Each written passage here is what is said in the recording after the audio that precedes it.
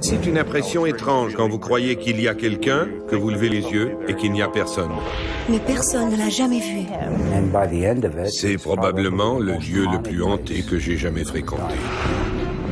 En décembre 1971, les Kekkonen louent une demeure au nord de Cherryville. Mais une autre locataire s'invite dès leur arrivée pour s'occuper de leur bébé. Le CNE à Toronto est réputé pour la popularité de ses expositions. L'une d'elles, le CNE La Nuit Tombée, va bientôt intéresser des chasseurs de fantômes. À Chilliwack, en 1966, une toile peinte par Hattie Frederickson se métamorphose d'elle-même. Qui, la nuit venue, corrige le portrait de l'artiste?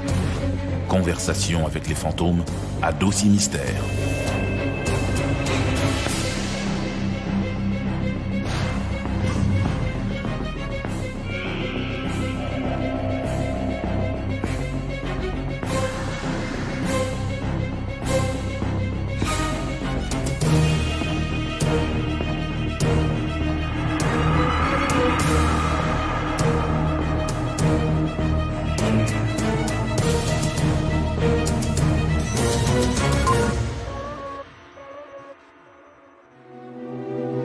Les apparitions de fantômes sont généralement inexplicables.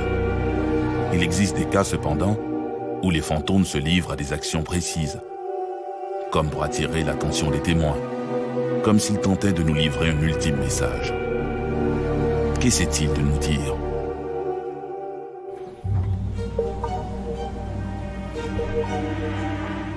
Les Kekkonen sont découragés. John réalise que l'entrée électrique a été vandalisée. La journée même, le couple a pris possession d'une ancienne maison de ferme isolée au nord de Cherryville, en Colombie-Britannique. Linda commence à regretter leur décision. La maison est dans un triste état et le couple a de très jeunes enfants. Comme elle tourne les yeux vers la fenêtre, Linda voit une jeune femme lui sourire.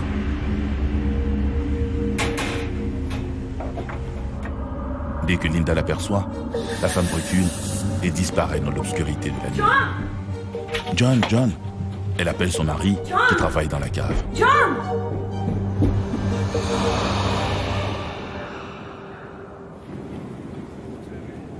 Fanal à la main, le couple se précipite à l'extérieur. Linda pense qu'une femme a eu un accident sur la route. Mais dehors, il n'y a personne. John fait réaliser à Linda que leur chambre est au deuxième et qu'il n'y a aucun balcon. Ce doit être un fantôme, plaisante-t-il. John Kekkonen n'a rien de Nostradamus. Pourtant, il a vu juste. En janvier 1950, une vague de froid s'abat sur la région de Vernon, dans la vallée de l'Okanagan. Le mercure chute à moins 28 degrés. Dans cette région de la Colombie-Britannique, de telles températures sont rarissimes et les maisons n'ont pas été conçues pour affronter des froids sibériens. C'était davantage des constructions qu'on désigne comme étant des cabanes en papier goudronné, des maisons pour les travailleurs forestiers construites à la hâte. Les gens qui vivaient là se chauffaient au bois. Et pour faire monter la température, on présume qu'ils ont chauffé trop fort et qu'un incendie a éclaté. Le 19 janvier, un feu éclate dans le magasin général de Ferguson Mill, un hameau d'une trentaine d'habitations situé en banlieue de Cherryville.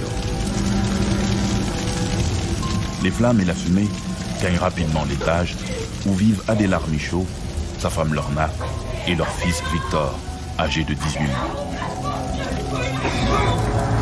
Adélard, qui s'est endormi dans le living room, est vite tiré de son sommeil. Mais le brasier l'empêche de se rendre dans la chambre principale où dorment sa femme et son fils. Son mari, Adélard Michaud, se précipite chez les voisins pour chercher de l'aide. On m'a raconté que d'autres travailleurs avaient tenté d'éteindre le feu et de sortir la femme de la maison. Mais ils ne savaient pas exactement où elle était dans la maison. Et le mari avait quitté la scène pour chercher de l'aide, plutôt que d'essayer de sortir sa femme et son bébé de l'incendie. Lorsque les sapeurs arrivent enfin, ils peuvent entendre les hurlements de Lorna, prise avec son fils, au milieu de cette enfant. Une fois l'incendie maîtrisé, les pompiers ne tardent pas à retrouver les corps de Lorna et de Victor. La mère tient encore contre elle son enfant, qui n'est plus qu'un pantin noirci et recroquevillé. Cette nuit-là, Lorna et son bébé ont péri dans l'incendie, de manière tragique. À l'automne de 1971, John et Linda Kekkonen louent une des anciennes maisons de Ferguson Mill. Jadis, celle-ci était en face du magasin général. Mais à présent, avec la disparition du village, elle se dresse seule, au milieu de nulle part, tout au bout d'une allée bordée d'arbres. Il y a très peu de maisons à louer dans cette région. Nous étions jeunes mariés avec des enfants et nous avions besoin d'un toit. Nous connaissions le propriétaire. Nous lui avons demandé de nous louer sa maison et c'est comme ça que nous nous sommes retrouvés à vivre là. Lambie, l'agglomération la plus proche, se trouve à 30 minutes de route, par beau temps. L'hiver, l'endroit est si isolé que la route est parfois impraticable.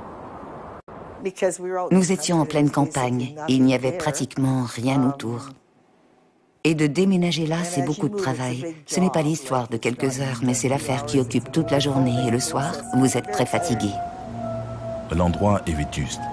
Les murs sont lézardés et la toiture a sérieusement besoin d'être colmatée. Même l'installation électrique n'est plus fonctionnelle. Avant que nous aménagions, quelqu'un avait vandalisé la boîte électrique et nous n'avions plus d'électricité. Nous avions des lampes à huile. En revanche, le loyer est ridiculement bas et le couple, qui passe une période financière difficile, voit plutôt l'affaire comme une opportunité. John est d'ailleurs un peu bricoleur et ses travaux de restauration ne lui font pas peur. Lorsque les Kekkonen débarquent, la saison est déjà avancée. Les nouvelles neiges sont là.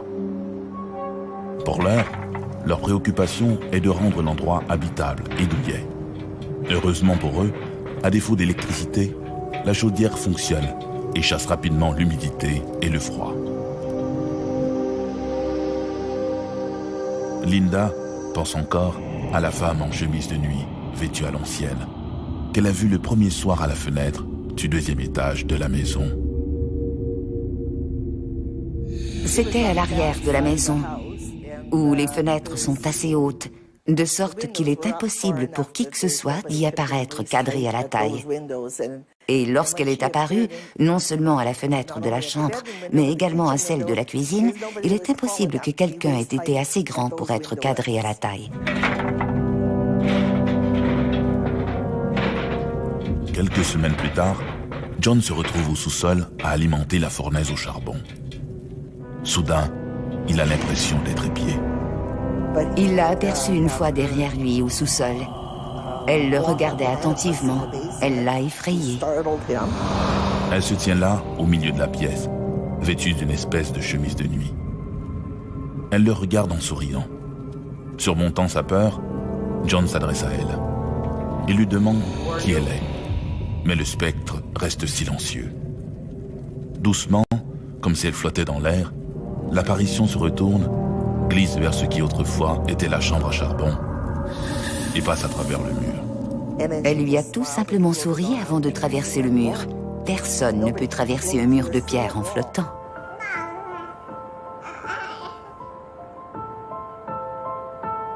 John remonte à l'étage.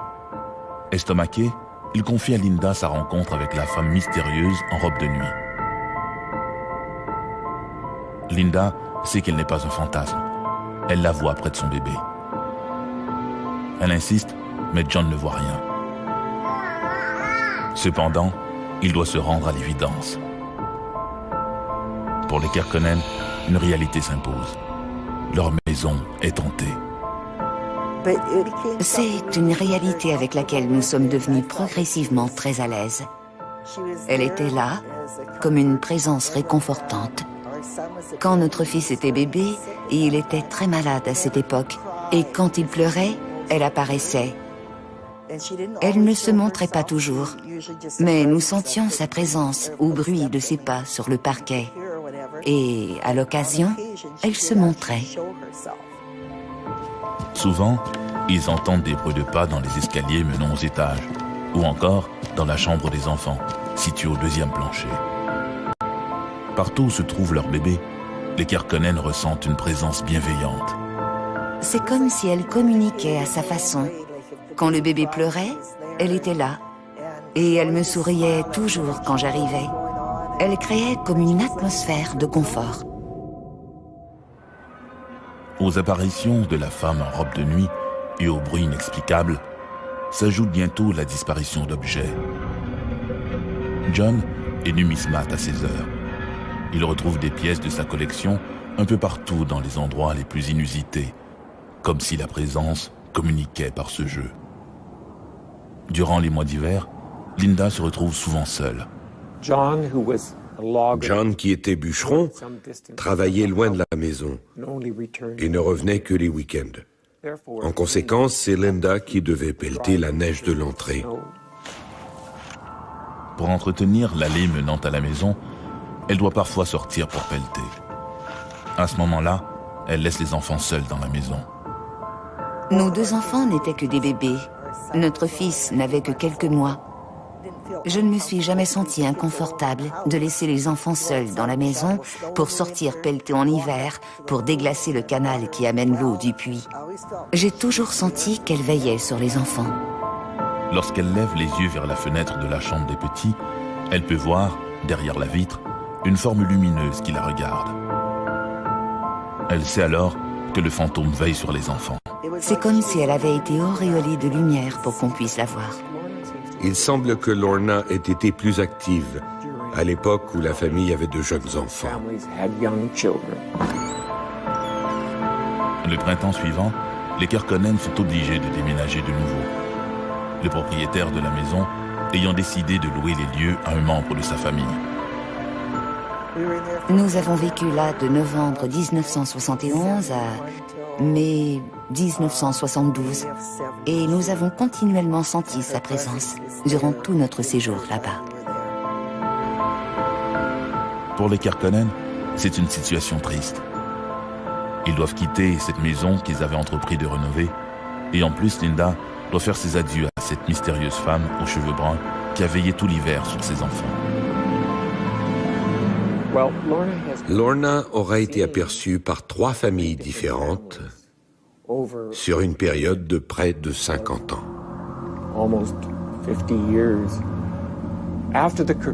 Après le départ des Kerkonen, la maison est restée vacante durant quelque temps. Puis, la maison a été revendue à John et Rita Northcott. Et naturellement, comme la grande majorité des gens, les Northcott n'étaient pas confortables avec la présence d'un fantôme dans leur maison. Au fil des ans, Lorna a veillé sur les enfants des locataires successifs de la grande demeure. Un jour, les apparitions ont cessé. Lorna a-t-elle jugé que son travail de nounou était enfin terminé? Que le temps était venu pour elle de se reposer pour l'éternité? Qui sait? Une vieille maison en décrépitude et sans électricité, située dans un secteur isolé, c'est l'endroit idéal pour tout bon chercheur de fantômes. Mais la plus importante foire annuelle du Canada, avec ses milliers de visiteurs, soir après soir, n'est pas a priori le meilleur endroit où rechercher des fantômes.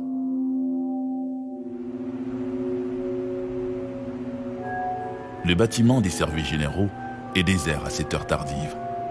Comme à tous les soirs, Gary, l'un des agents de sécurité, fait sa ronde dans l'édifice consacré à l'archivage des photos et des souvenirs des expositions depuis 1912. Comme à l'habitude, il est supervisé par le gardien-chef du quart de nuit, qui ne laisse passer le moindre oubli ou le moindre écart à la routine. À chaque nuit, Gary s'en plaint directement et ouvertement à haute voix au gardien-chef, qui jamais ne lui répond et ne semble même pas l'entendre. Et c'est tout à fait normal. Le gardien de nuit qui l'accompagne dans sa ronde est mort voilà plus de 40 ans. Et à tous les soirs, Gary fait sa ronde, se parlant tout seul, brisant ainsi la monotonie de ces lieux chargés de souvenirs.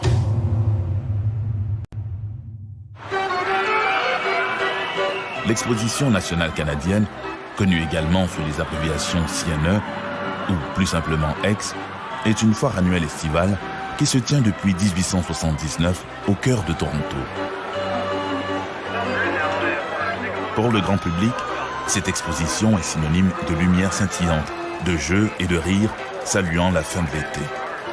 Cependant, pour le personnel, Aix est également un site qui recèle plein d'histoires secrètes, de tragédies, d'événements inexplicables, des fantômes oubliés de l'histoire.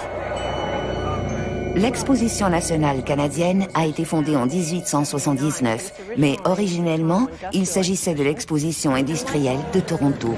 Comme toutes les expositions de l'époque, elle avait été fondée non pas pour promouvoir uniquement l'agriculture, mais également les arts et l'industrie. Il y avait une prison juste derrière nous, un centre de transition pour les immigrants sur l'avenue Strong, et également un asile pour malades mentaux sur la rue Queen. Chaque année, durant le CNE, nous organisons une exposition thématique. Et une année, nous nous sommes dit, pourquoi ne pas mettre un peu de piquant et parler des fantômes qui hantent le bâtiment? Car au fil des ans, les employés ont commencé à rapporter diverses histoires sur ce qu'ils avaient vécu dans les différents bâtiments. Et nous nous sommes dit que ça pourrait intéresser le public. Alors en 2009, nous avons mis sur pied le CNE la nuit tombée. Et à cette occasion, Richard Palmisano est venu voir l'exposition.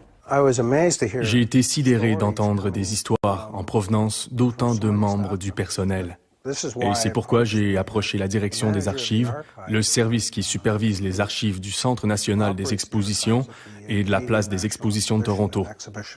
Je lui ai demandé la permission de venir enquêter sur les fantômes. Et elle a accepté. Une première rencontre se tient donc au bâtiment des services généraux. Nous ne savons pas grand-chose sur le bâtiment des services généraux, en particulier sur les premières années. Il peut avoir servi à différents usages. On sait qu'Hydro l'a vendu au CNE en 1959 et que le CNE s'en est servi pour faire de l'entreposage et l'archivage. Dans le bâtiment des services généraux, Richard et Paul Palmisano s'affairent à installer leur équipement spécialisé à des endroits stratégiques susceptibles de générer quelques activités paranormales.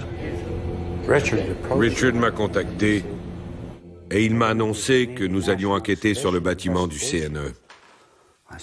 Et j'ai répondu, waouh, c'est formidable. C'est le plus grand bâtiment sur lequel notre groupe ait jamais enquêté. Et en bout de ligne, c'est également le bâtiment le plus hanté que nous ayons exploré. Ces bâtiments sont massifs et sont en quelque sorte une place immense, avec de longs corridors qui forment de véritables labyrinthes. Nous devions entrer là-dedans et colliger des preuves concernant l'activité fantomatique. Richard Palmisano interroge d'abord les témoins pour tenter de comprendre ce qu'il doit chercher et où le chercher. Mais dès le début, un personnage s'impose dans tous les témoignages, le gardien de nuit. Nous croyons qu'un des gardiens de nuit est mort dans le building et tout le monde dans le bâtiment depuis des années parle du gardien de nuit. Oh, ce doit être le gardien de nuit. Nous avons entendu des histoires concernant des clés. Quelqu'un marche dans le corridor et on entend un bruit de clé, mais personne ne l'a jamais vu. Quand j'étais nouvelle ici, je travaillais à classer des papiers et il voulait me surveiller. Il voulait être certain de ce que je faisais. Je montais, je descendais, je devais être à mon poste et je l'ai aperçu, debout, qui me surveillait.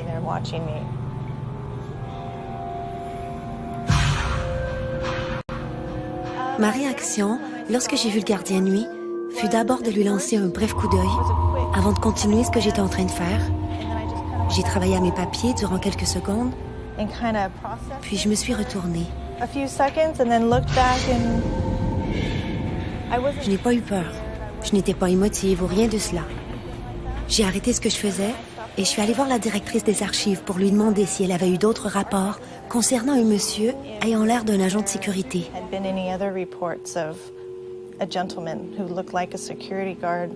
Elle m'a répondu, « Ah, au fait, il y a toutes ces histoires. Il y en a qui entendent le gardien de nuit qui circule dans le corridor, agite des clés, vérifie les portes, mais personne ne l'a jamais vu. » Une chansonnette sifflait joyeusement, un bruit de clé. Les pas du gardien de nuit sont entendus dans pratiquement toutes les sections du bâtiment. Un autre personnage, plus intimidant, est également perçu par ces chuchotements un peu partout dans l'édifice. Le sentiment général associe cette présence au docteur Joseph Orlando Orr, qui a occupé le poste de directeur général des expositions de 1903 à 1917 et qui continue de superviser le personnel de l'au-delà. Joseph Orr, le directeur général, est toujours là. Il continue de travailler au planning de sa prochaine exposition. C'est un grand homme chauve, à l'allure distinguée. Richard Palmisano croit que certains chuchotements entendus par le personnel du CNE pourraient plutôt être ceux de Joseph Rosenthal, qui a connu une fin tragique dans le bâtiment. L'histoire de ce building remonte loin. C'était, je crois, en 1912. Un gentleman, Eli, partenaire de M. Rosenthal. Il vendait les matériaux recyclables du bâtiment d'Hydro, une activité illicite. Il se faisait payer au noir.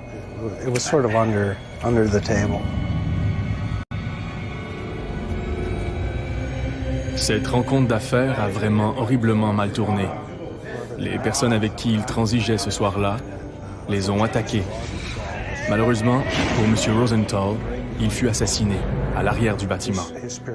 Son esprit hante toujours la propriété.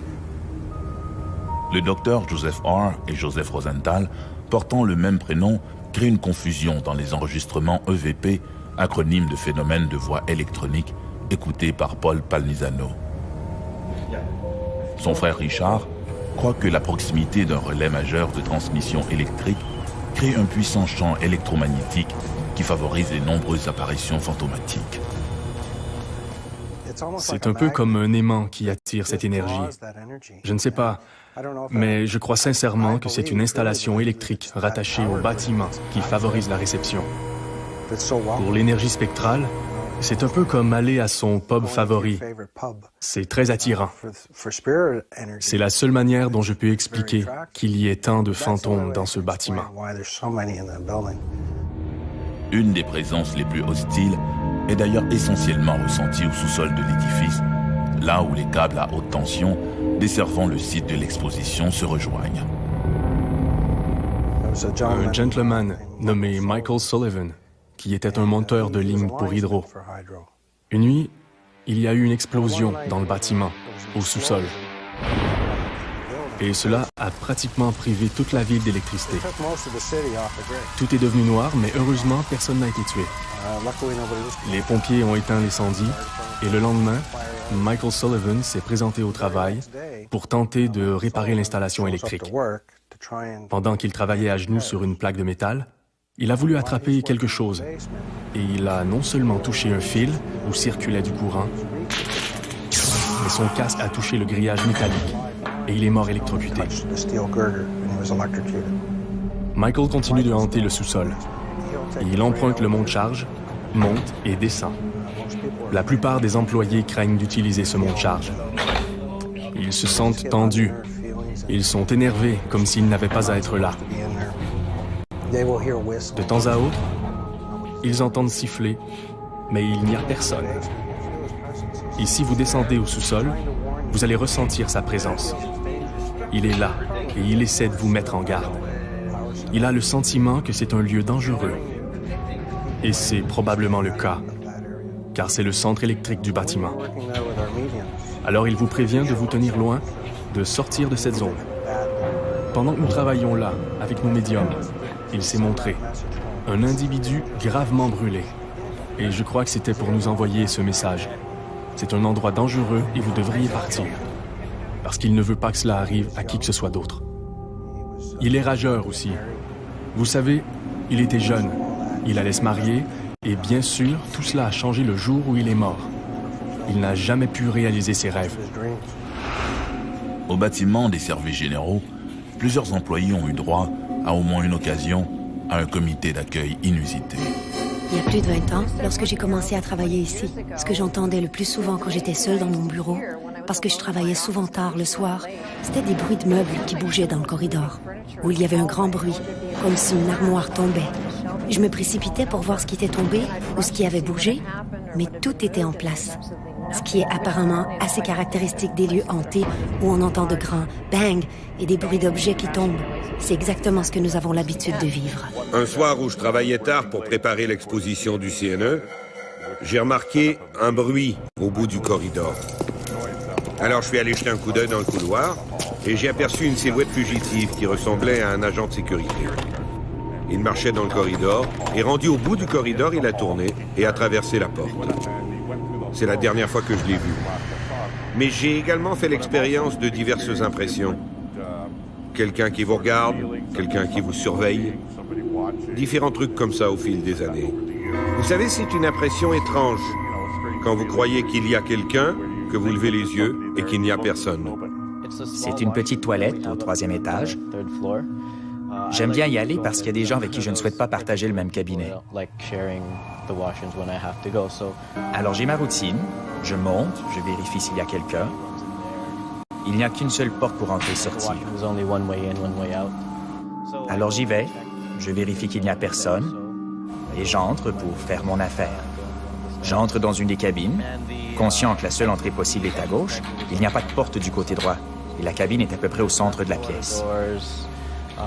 Je savais que j'étais seul parce que, comme je l'ai dit, je suis très maniaque en cette matière. Alors je suis assis là, au milieu, quand soudainement j'entends des bruits de pas en provenance de l'autre côté, là où sont les urinoirs. Il n'y a pas de porte là. Je sais qu'il n'y avait personne en train d'uriner ou d'utiliser la cabine voisine de la mienne. Alors je me suis demandé, comment cette personne s'est-elle rendue là? Ensuite, il a marché, comme s'il voulait sortir des toilettes. Et comme je l'ai dit, ces toilettes sont assez exiguës, alors vous pouvez voir les pieds sous la porte. Mais je n'ai pas vu de pieds.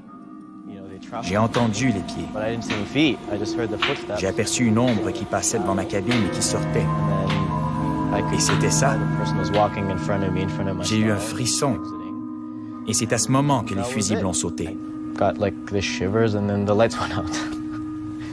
Devant un tribunal, quelqu'un dirait aux 12 jurés « Je l'ai vu » et l'accusé se retrouverait en prison.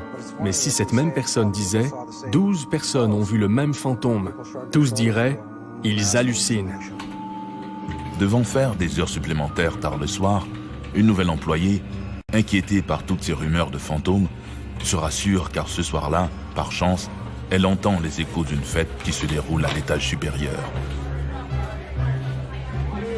Elle décide de se joindre au groupe de fêtards. Je marchais le long du corridor et je suis arrivée à un point où j'entendais qu'il y avait une fête en cours. J'entendais des éclats de rire d'hommes et de femmes, les verres qui s'entrechoquaient. Je pouvais presque entendre le cliquetis des glaçons dans les verres. Mais dès qu'elle arrive enfin dans la pièce d'où proviennent les rires et la musique, tout s'arrête subitement. Pas de musique, pas d'invités, qu'une vaste pièce déserte. Tous ces invités ont dû quitter la fête, il y a probablement un demi-siècle.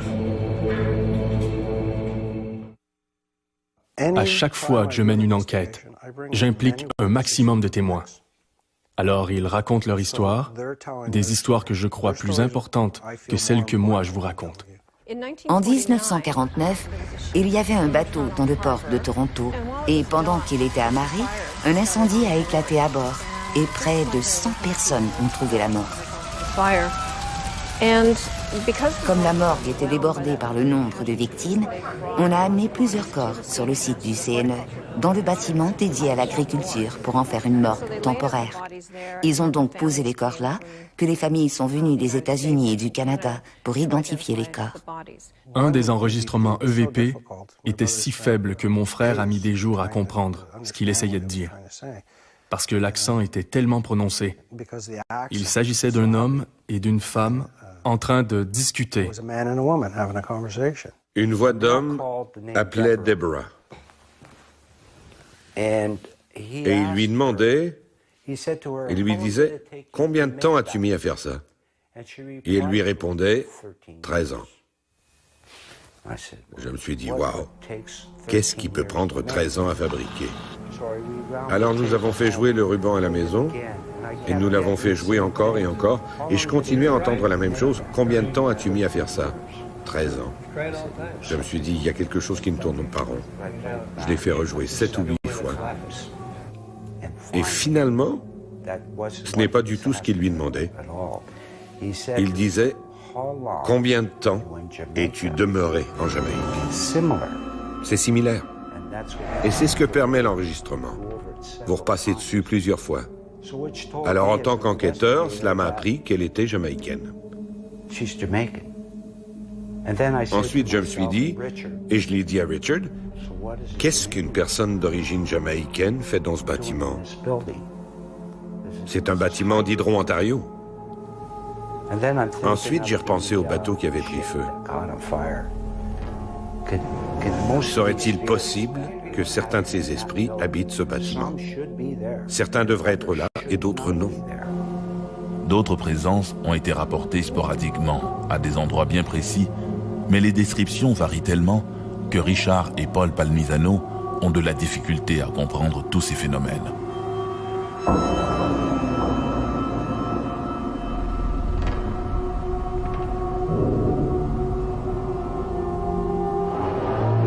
Nous avions le gardien, le directeur général, et nous avions une dame avec un enfant, vêtue d'une robe et d'un grand chapeau. Il y avait d'autres spectres qui chuchotaient ensemble. Notre premier enregistrement EVP était celui d'un fantôme mâle qui appelait un prénom. Et Danny répondait au fantôme en faisant des bruits, comme s'il secouait des petits jouets de bébé, des maracas ou d'autres instruments qu'il semblait porter sur lui. J'ai appelé Richard et je lui ai dit, je ne crois pas que Danny puisse parler. Je crois qu'il est muet. Parce qu'à chaque fois qu'un autre fantôme mâle l'interpelle, il fait jouer tous ces petits instruments. Cette nuit-là, nous avons eu un aboiement de petits chiens, très près de la caméra, un aboiement de petits chiens. Nous avons également fait appel à un voyant. Il est venu aux archives et nous a donné certaines informations. Puis il nous a demandé, qui est ce petit elfe aux cheveux rouges? Elfe aux cheveux rouges. J'ai simplement gardé ça en mémoire. 13 mois s'écoulent et Paul Palmisano ne comprend toujours pas ce qu'est Danny. Lors de la dernière séance d'enregistrement de ces échos de l'au-delà, les EVP, il entend Danny marcher pour la première fois. J'ai entendu marcher plusieurs fantômes. Et habituellement, les talons touchent le sol en premier. Mais dans le cas de Danny, la pointe de sa chaussure touchait le sol en premier. Un après l'autre, gauche, droite, en produisant un claquement. Très inhabituel, très étrange, comme si Danny se dandinait d'un côté à l'autre. Nous avons ramassé notre équipement et sommes rentrés à la maison. Et cette nuit-là, une lumière s'est allumée dans mon crâne. Le lendemain, j'ai dit, je m'en vais à la bibliothèque. J'ai dit à la bibliothécaire, je vais avoir des livres sur un certain sujet. Elle m'a trouvé les livres et je les ai parcourus. Puis, sans aucun doute dans mon esprit, j'ai appelé Richard et je lui ai dit, il faut qu'on se rencontre. Je crois que je sais qui était Danny dans la vie. Nous nous sommes rencontrés, nous avons pris un café, puis il m'a demandé, qui crois-tu qu'était Danny? Je lui ai raconté que je revenais de la bibliothèque et que tous ces sons, ces petits instruments, ces petits chiens qui aboient, ce petit elfe aux cheveux rouges, sa manière de marcher, je crois que dans la vie, Danny travaillait au Canadian National Exhibition à titre de clown. Il avait des souliers de clown. C'est ce qui explique le claquement. En feuilletant les bouquins de la bibliothèque, où j'avais demandé à la bibliothécaire de me fournir des œuvres sur les clowns, il y avait une petite personne habillée en clown, et il avait un sifflet. Il y a un lien entre le passé et le présent. Vous avez des gens qui cultivent la mémoire, qui prennent tous ces événements, tous ces souvenirs, et qui les classent dans des boîtes, les posent sur des étagères, les exposent. Ils écrivent sur le sujet. À la fin, ils travaillent à garder tous ces souvenirs vivants, et c'est ce qui attire les esprits vers eux. Alors, il est très possible que certains de ces esprits, qui sont attirés par ce bâtiment, aient des liens très étroits avec ce qui est entreposé ici. Peut-être qu'une famille a fait don d'une collection et peut-être que les esprits en faisaient partie. Même si ce n'est pas leur maison, ils sont attirés là. Quand ils montent une exposition, c'est tellement attirant. Où voulez-vous qu'ils aillent? Et ce ne sera pas différent lorsque vous serez mort, je crois. Ça attire. Ça vous dit, « Hey, viens voir ça. Nous sommes heureux. Nous passons un bon moment. Allez, viens. » C'est la curiosité qui les attire là. Et ils ne veulent plus partir. Alors qui sait, nous sommes peut-être le port dans la tempête qui attire les esprits naufragés. D'une manière comme de l'autre, ce sont les témoins silencieux de l'histoire qui ont fait qui nous sommes.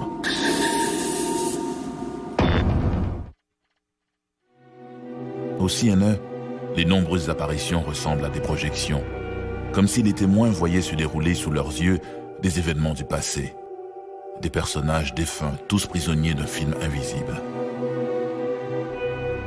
S'agit-il alors de revenants? Dans d'autres histoires, la volonté derrière les manifestations est beaucoup plus claire, comme dans l'étonnante histoire de Etty Frederiksen et de son tableau « Hanté ».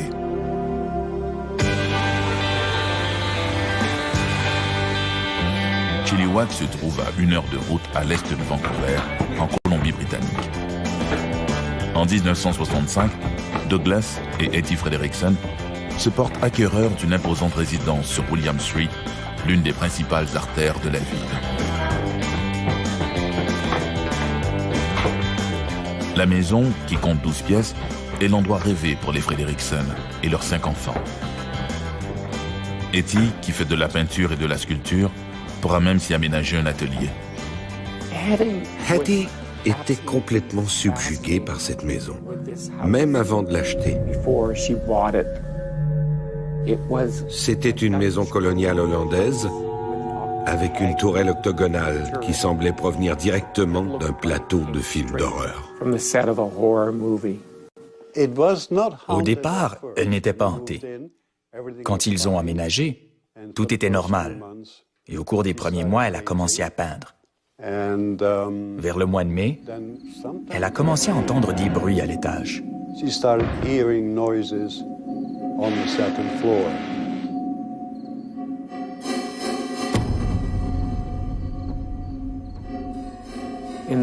Dans la chambre d'amis, qui semblait être le centre de cette activité, elle s'est rendue compte que la porte de la penderie ne restait jamais fermée.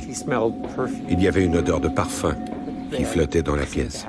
Le lit semblait avoir une personnalité et bougeait dans la pièce comme s'il cherchait une position plus confortable. Nuit après nuit, Etty fait un cauchemar récurrent.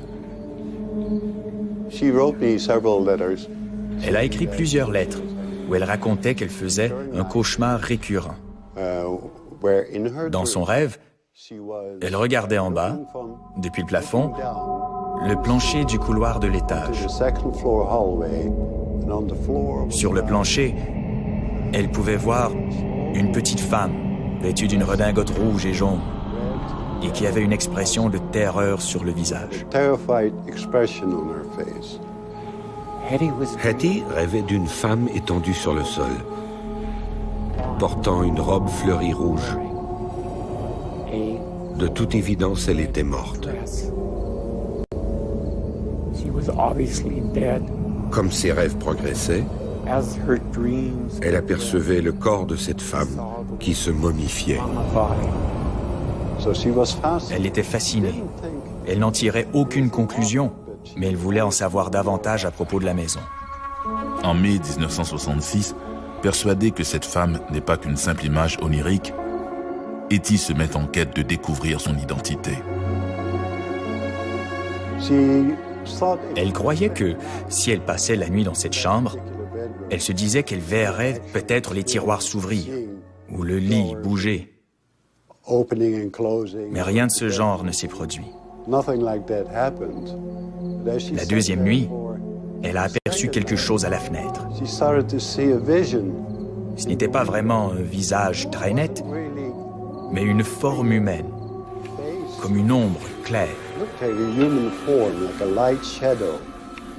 La troisième nuit, elle y est retournée et a cru apercevoir la présence de nouveau. Elle a cru que c'était très intéressant et a tenté de traduire sa vision en peinture. Comme elle n'avait pas une idée claire et précise de ce qu'était ce visage, elle n'a dessiné que la moitié du visage et a laissé l'autre moitié dans l'ombre.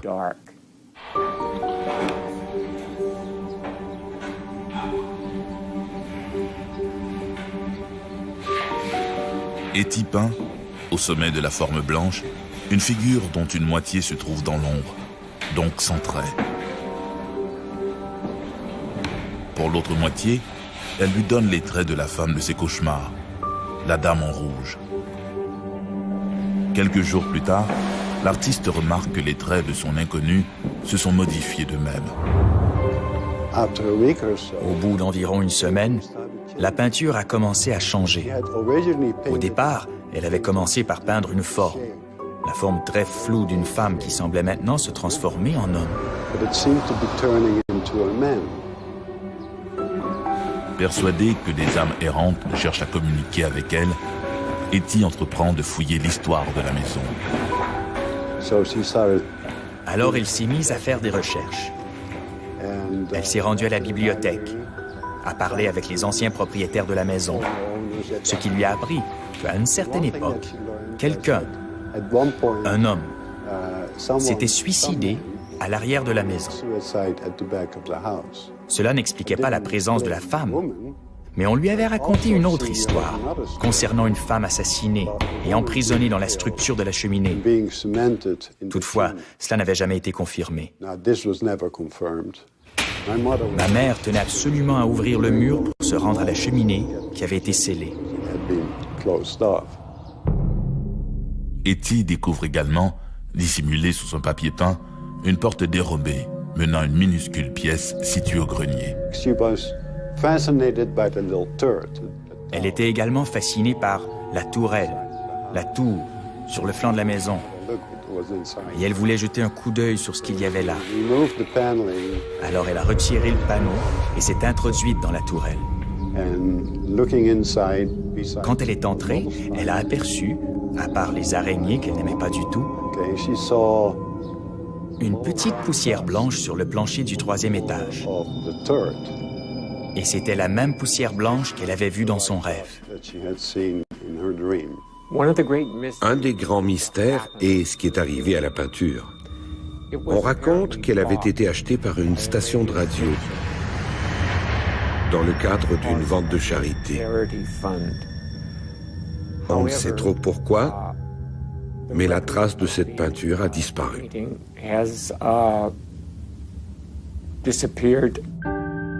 Au fil des mois, l'affaire prend de telles proportions que, en 1972, la résidence est vendue.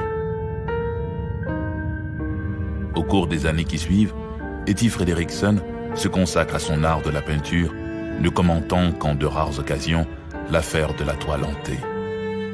Elle meurt en 1994. Etty n'était pas du genre à croire aux fantômes et aux maisons hantées. Les portraits hantés sont assez fréquents dans les récits fantomatiques. Mais ici, nous avons une toile qui se transforme. Non pas d'un simple détail dans son aspect physique, mais qui passe de femelle à mâle. Une moustache apparaît, puis une barbe. C'est l'une des histoires les plus étranges que j'ai jamais entendues. La maison de la rue William, on pourrait à proprement parler la nommer Maison des cauchemars. Qui était l'homme de la peinture? Qui était la dame en rouge? Pourquoi une pièce de la maison avait-elle été murée? Le mystère n'a jamais été résolu. Ces revenants qui se manifestent, d'où reviennent-ils? Que veulent-ils? Nombreux sont les chercheurs qui refusent d'évoquer l'esprit des défunts pour toute explication. Mais à ce jeu des spéculations, les certitudes sont rares.